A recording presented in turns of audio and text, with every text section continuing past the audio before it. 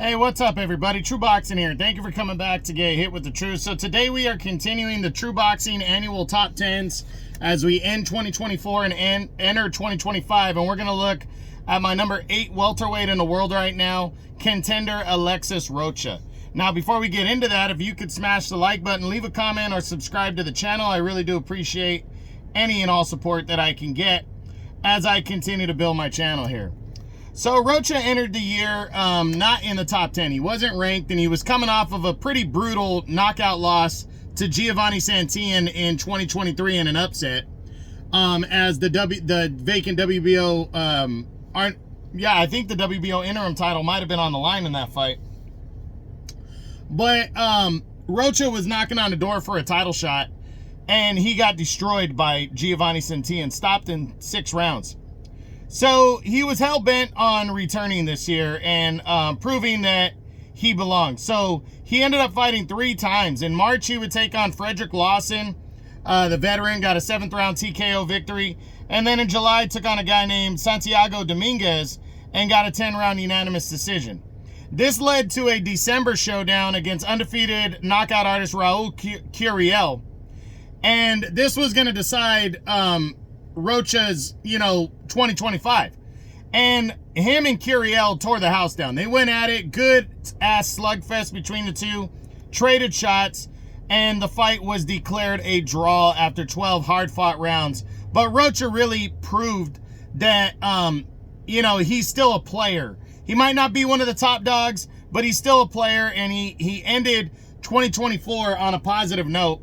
And now we'll enter 2025 really confident. He's 27 years old, so he's still very young. He's 25-2-1 with 16 knockouts right now. And right now, his highest ranking is number 2 in the WBO. So he's highly regarded right now. He's number 7 in the IBF, not ranked in the WBA, but he's number 8 in the WBC right now. So, there's a lot of places Rocha could go. First, he's got to see what's going on with Shakram Giyasov, the number 1 ranked contender in the WBO right now. I think he's going to wait around to see what he does next. Giyasov has already been ordered to fight Armante Stanionis because Giyasov is the number 1 contender also in the WBA right now. So he's been ordered to fight Stanionis, but right now, we just heard that Stanionis and Mario Barrios, the WBA and WBC champions, are in negotiations talking to Jerome Boots Ennis about potential unification bouts. I personally believe it's going to be Mario Barrios over Stanionis, and if that's the case, I think the Stanionis and Giyasov fight, mandatory fight, will go forward. How that impacts Rocha, that if Giyasov contends for the WBA's final elimination spot, the WBO's spot, number 1 spot, will be open for Rocha to try to win. And after Rocha, there's Jin Sasaki, the Japanese hard hitter, who right now is also the highest rated challenger in the IBF and could be ordered to fight in an eliminator there, or he could get the shot at Rocha. And, that would be big. That could lead to a potential title fight this year for Alexis Rocha if he can win. There's also David Papeau, if Sasaki were to give up on that, who's an undefeated Frenchman who's knocking on a door. So I really believe this year that a couple things are going to happen. Do I think Rocha gets a title shot this year? I think he could, because Brian Norman Jr. is making an optional defense, most likely against Derek Cuevas, to start off his year. That's probably taking place in March. And then I think the WBO is going to want a mandatory challenger at that point. So if Giyasov doesn't end up fighting Rocha in a WBO final eliminator because he gets the shot at Stanionis, then I think Rocha is going to be ordered to fight either Sasaki, or he's going to be ordered to fight David Papeau, the Frenchman, who's sitting at number 4.